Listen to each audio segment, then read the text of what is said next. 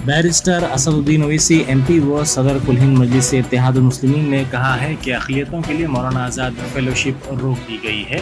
ये नरेंद्र मोदी का सबका साथ सबका विकास है। उन्होंने इस सिलसिले में ट्वीट करते हुए कहा कि हुकूमत का डाटा कहता है कि मुसलमान अपने बच्चों को तालीम दिलाना चाहते हैं, ताहम शदीद गुर्बत उनको इससे रोकती है। गुर्बत के लिए ये मुसलमानों को सज़ा है। डेंटल डॉक्टर के अगवा के सिलसिले में पुलिस ने 16 अफराद को गिरफ्तार कर लिया है और लड़की को उसके घर पहुंचा दिया गया है। कमिश्नर पुलिस महेश भगवत ने कहा कि इस मामले की तेज़तर समाअत और सज़ा को यकीनी बनाया जाएगा। रंगारेड्डी के मन्नेगुड़ा में गुज़िश्ता रोज़ डेंटल डॉक्टर का फिल्मी अंदाज में एक नौजवान ने तकरीबन 100 था 150 अफराद के साथ मिलकर अगवा किया था। बाज़ लड़की को छोड़ दिया गया था।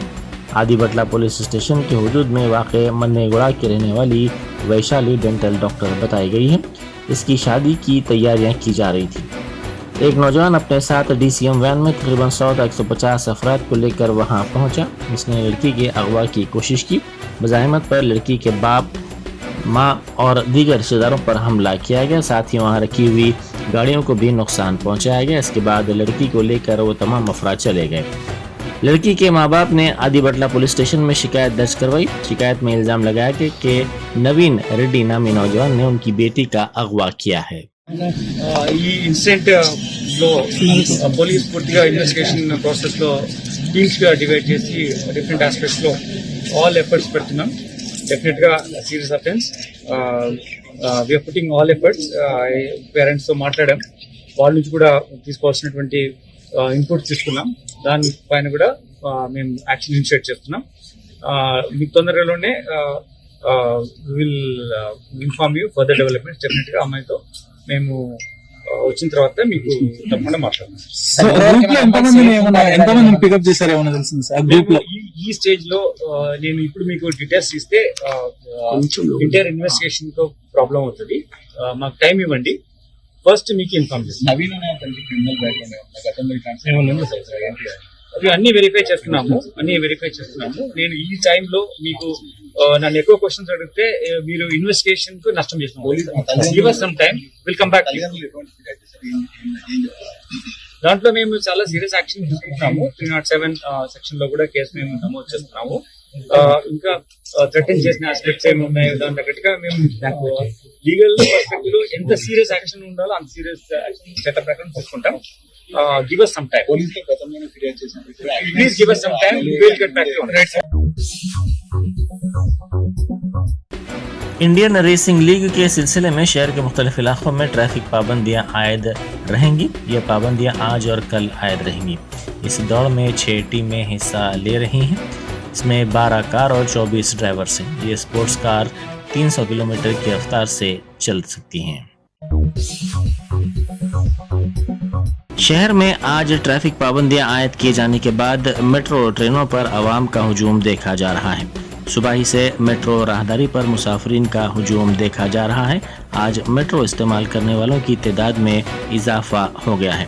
मुसाफिरीन ने इसी के पेश नज़र मजीद कोचेस का मुतालबा किया। टीआरएस के नाम की बीआरएस में तब्दीली के सिलसिले में रुकन कानून साज कौंसल कविता ने ट्वीट किया। उन्होंने कहा कि हिंदुस्तान की सियासत में ये नई सुबह होगी। उन्होंने कहा कि वज़ीर आला ने हर हिंदुस्तानी के विजन के मुताबिक इस तरह जामे, मुत्तहद और तरक्की वाली सियासत के दरवाजे खोले हैं। दवाखाना उस्मानिया की नई इमारत के लिए उस्मानिया मेडिकल कॉलेज एलुमनी एसोसिएशन की जानिब से रैली निकाली गई। उस्मानिया दवाखाने से उस्मानिया मेडिकल कॉलेज तक ये रैली निकाली गई। उन्होंने इस मौके पर मीडिया से बात करते हुए अफसोस का इजहार किया और कहा कि नए मेडिकल कॉलेज और दीगर दवाखानों के लिए हुकूमत फंड्स अलॉट कर रही है, ताहम 100 साल से ज़ायद कदीम दवाखाना उस्मानिया को नज़रअंदाज कर दिया गया है। वज़ीर IT तारक रामाराव ने 62 IIIT के तलबा में लैपटॉप्स तकसीम किए। उन्होंने 62 IIIT के जलसे तकसीम असनाद से खिताब करते हुए कहा कि टैलेंट पर किसी की इजारादारी नहीं है। उन्होंने कहा कि जिसके पास टैलेंट है उसको रोकने की ताकत किसी में नहीं है। उन्होंने 62 IIIT के एक तालिब इल्म का हवाला देते हुए कहा कि इसी इदारे से ताल्लुक़ रखने वाले निखिल तंगलापल्ली अमेज़न के लिए मुंतखब किए गए। हमारे वज़ीर आला का ख्वाब है कि मराज से महरूम ख़ानदान के हर तालिब इल्म जिसको माली मुश्किलात का सामना है उसको मौका फराहम किया जाए। టాలెంట్ ఏ ఒక్కరి సొత్తు కాదు, ఎవరు అబ్బ సొత్తు కాదు.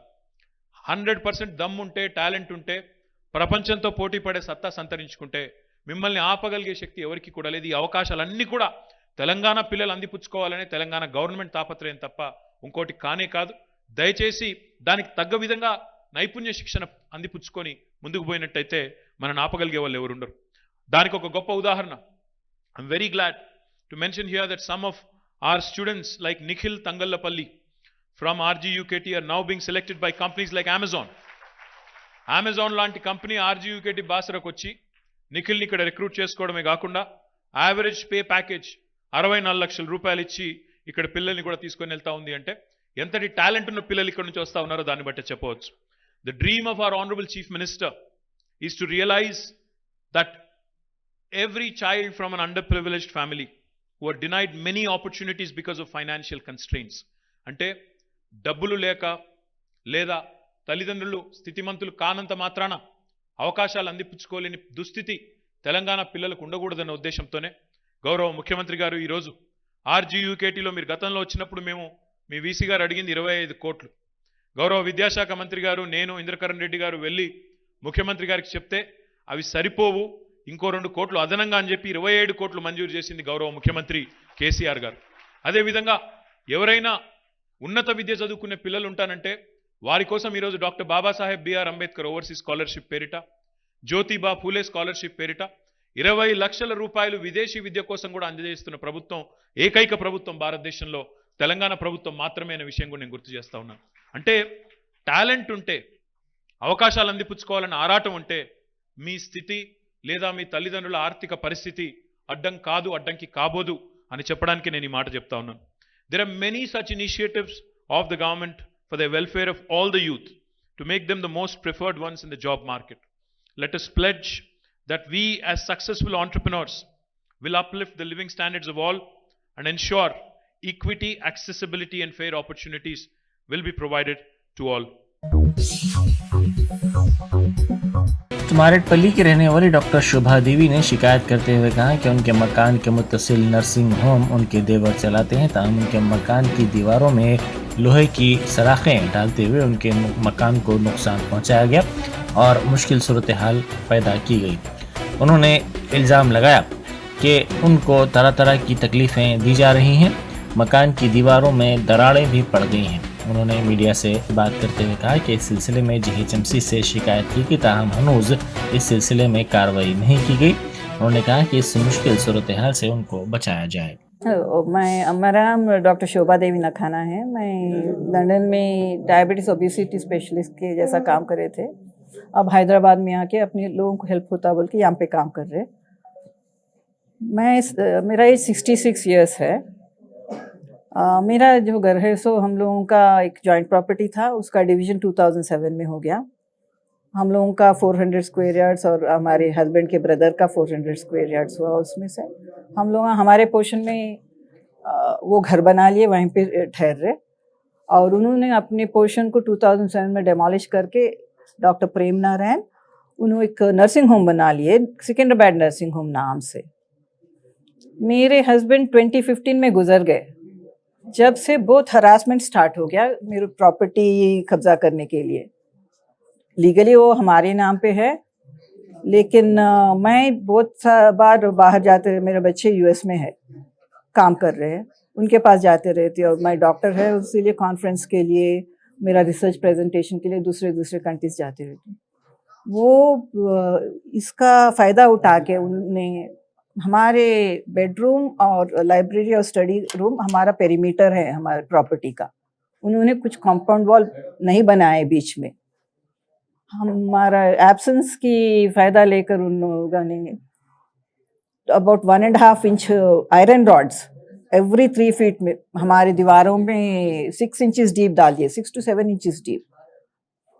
कोविड के टाइम पे मैं वापस आने के बाद 3 दिन पहले, लॉकडाउन से पहले, मैं ये देखी कि हमारे वॉल सब क्रैक्स है, पूरा डैम्पनेस आ गया और टर्माइट इन्फेस्टेशन आके अबाउट 1600 to 2000 बुक्स डिस्ट्रॉय हो गए, book shelves, wall to wall cupboards, costly furniture, cabinets, और मेरे याददाश्त, हस्बैंड की याददाश्त जो भी है वो सब डिस्ट्रॉय हो गए। 2 लॉरी लोड निकालवाना पड़ा कोविड के लॉकडाउन के टाइम पे। बाजू में उन लोगों का 20 to 30 स्टाफ है, कोई भी हेल्प भी नहीं करे। तो जब से शुरू हुआ intense harassment, threat to my life and ये सब शुरू हो गया। हमारे रिलेटिव्स ने उन लोगों से बात करे, ये ठीक नहीं है, ये करेक्ट कर दो, रिपेयर कर दो, ये सुने नहीं। ये 2020 लॉकडाउन के टाइम पे मार्च में, ये ऐसा ही चला 2021 तक। और 2021 मार्च में मैं जीएचएमसी को और मुकुंद रेड्डी डिप्टी कमिश्नर है, जीएचएमसी कमिश्नर को अप्रोच करे तो वो बोले कि मुकुंद रेड्डी देख लेते। सो रजिस्टर्ड पोस्ट में सारे लोगों को मुस्लिम यूनाइटेड फेडरेशन के एक वफ्द ने आज सदर पीसीसी रेवंत रेड्डी से मुलाकात की। फेडरेशन ने उनसे कहा कि 12 दिसंबर को धरना चौक पर एहतजाज किया जा रहा है और भूख हड़ताली कैंप भी मुनक्किद किया जा रहा है।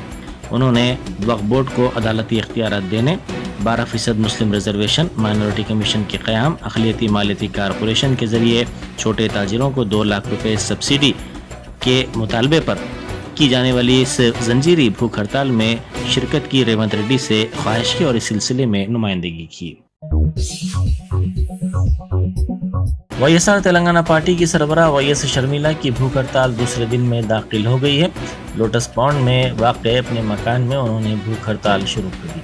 डॉक्टर्स की टीम ने उनका तिब्बी मुआयना किया, जिनका कहना है कि साफ़ पानी भी शर्मिला पीने से इनकार कर रही हैं। डॉक्टर्स ने उनका खून का मुआयना भी किया, साथ ही बीपी भी चेक किया गया। यात्रा की इजाज़त देने का मुतालबा करते हुए शर्मिला भूख हड़ताल कर रही हैं। చేసినప్పుడు రాజశేఖర రెడ్డి గారి విగ్రహాలను తగలబెట్టినప్పుడు, మమ్మల్ని అటాక్ చేసినప్పుడు, పెట్రోల్ బాంబులతో దాడి చేసినప్పుడు, నన్ను మా వాళ్ళను గాయపరిచినప్పుడు, ఇదంతా జరిగినప్పుడు కూడా పోలీసు వాళ్ళు లా అండ్ ఆర్డర్ కంట్రోల్ చేయాల్సింది పోనిచ్చి, లా అండ్ ఆర్డర్ పరిస్థితి విషమించింది నా వల్లే అని విక్టిమైన బాధితురాలైన నాపైన నెపం నెట్టి నన్ను అరెస్ట్ చేసి హైదరాబాద్కు తీసుకురావడం జరిగింది. దాని తర్వాత కూడా చూసాం పోలీసుని ఎలా వాడుకున్నాడో కేసీఆర్ గారు. మళ్ళీ అదే పోలీసులను అడ్డం పెట్టుకుని నేను బండిలో ఉండంగానే ఆ బండిని టో చేయడమే కాకుండా ఆ పోలీసుల చేత రిమాండ్ కూడా అడిగిపించాడు కేసీఆర్ గారు. ట్రాఫిక్ వయలేషన్ కేసులో రిమాండ్ ఎందుకు అడగాలి అని అడుగుతున్నాం. ట్రాఫిక్ వయలేషన్ అసలు రిమాండ్ దేనికి అడుగుతారు?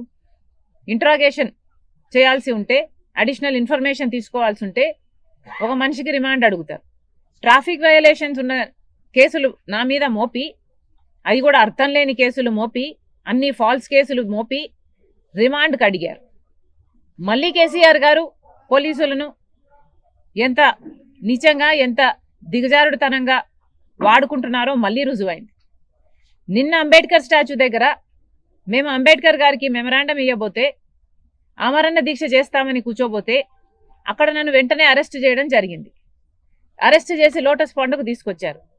మరి నన్నైతే లోటస్ పాండ్కు తీసుకొచ్చి దింపారు కదా, మా వాళ్ళని మాత్రం ఎందుకు అరెస్టులు చేశారు? ఈరోజు ఇంకా పోలీస్ స్టేషన్లో మా వాళ్ళని ఎందుకు ఉంచుకున్నారు?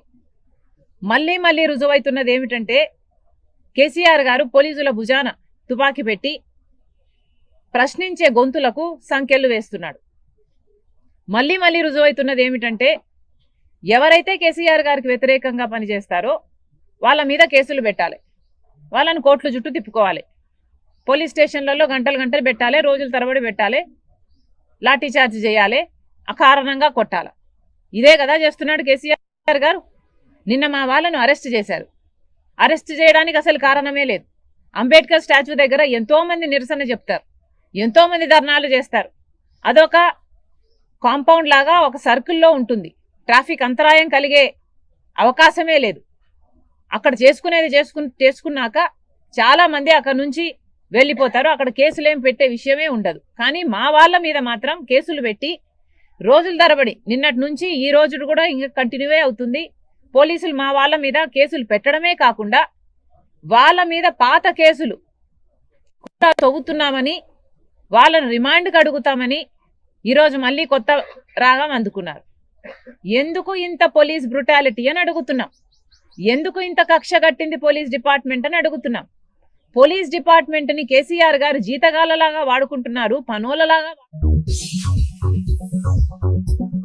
दहली कत्ल मामले में मकतूल श्रद्धा के बाप ने मुतालबा किया कि मुलजिम ने जिस तरह उनकी बेटी का कत्ल किया उसी तरह उसे सज़ा दी जाए। उन्होंने मीडिया से बात करते हुए इस वाक़े पर गहरे दुख का इजहार करते हुए कहा कि मुलजिम ने उनकी बेटी का बड़ी ही बेदर्दी से कत्ल किया है। उन्होंने कहा कि दिल्ली पुलिस ने जो तहकीकात की है वो मुनासिब है और वो उससे मुतमईन है। शराब मामले के सिलसिले में रुकन कानून साज कौंसल कविता को गिरफ्तार करने का मुतालबा जेएसी लीडरों ने किया है। जेएसी ने इस मामले की सीबीआई के जरिए तहकीकात का मुतालबा किया। उन्होंने टैंकबंड पर तेलंगाना दलित तंजीमों के साथ मिलकर एहतजाज किया और कविता को गिरफ्तार न करने पर उनके मकान के मुहासिरे का भी इंतबा दिया। బిడ్డను వెంటనే అరెస్టు చేయాలని డిమాండ్ తోటి ఈ ధర్నా చేయడం జరిగింది అంబేద్కర్ సాక్షిగా. మరి సారా లిక్కర్ కేసులో మరి వేల కోట్ల కుంభకోణాన్ని మరి స్కామ్లో దొరికిన ఒక అధికార పదవిలో ఉండి మరి వేల కోట్ల కుంభకోణాన్ని చేసి ఇవాళ తెలంగాణ ప్రజలే చాలా సిగ్గు తల వంచుకునే పరిస్థితి దిగజారింది. ఇవాళ తెలంగాణ రాష్ట్రాన్ని తీసుకొచ్చి ఇవాళ తెలంగాణను అభివృద్ధి చెందుతారని ఒక దొరలకు పెడితే ఇవాళ దళిత బంధు లేదు, డబుల్ బెడ్రూమ్ ఇల్లు లేవు, అదేవిధంగా 3 ఎకరాల భూమి లేదు. ఇలా వేల కోట్లు బిడ్డకిచ్చి దుబాయ్లో ఒక ఇల్లు కట్టింది. ఇలా తెలంగాణ రాకముందుకు ఒక కిరాయి ఇంట్లో ఉన్నది కవిత. ఇలా తెలంగాణ వచ్చినాక వేల కోట్లు పెట్టి పెద్ద ఫామ్ హౌస్లు కొన్నది. గచ్చిబౌలి ఏరియాలో 1,000 కోట్లు ఉన్నాయి. ఇట్లా వేల కోట్లు తెలంగాణ ధనాన్ని ఆక్రమించుకొని తెలంగాణ ప్రజల సొమ్ము తెలంగాణ మాగారిని ఇలా ఓన్లీ కేసీఆర్ ఫ్యామిలీ ఆకట్టుకొని वाईएसआर तेलंगाना पार्टी की सरबराह वाईएस शर्मिला की भूख हड़ताल के मौके पर कशीदगी देखी गई। इसी दौरान वाईएसआरटीपी का एक कारकुन पेट्रोल की बोतल के साथ वहां पहुंचा, जिसने हलचल मचा दी। पुलिस ने इसे हिरासत में ले लिया और बंजारा हिल्स पुलिस स्टेशन मुंतकिल कर दिया। पेट्रोल की बोतल साथ में लाने वाले की शनाख्त मुअत्तल कांस्टेबल के तौर पर की गई है। कांग्रेस के सीनियर कायद और रुकन कानून साज कौंसल जीवन रेड्डी ने जोर देते हुए कहा है कि एयरपोर्ट तक मेट्रो रेल की तोसी सरमायाकारों के लिए दी जा रही है।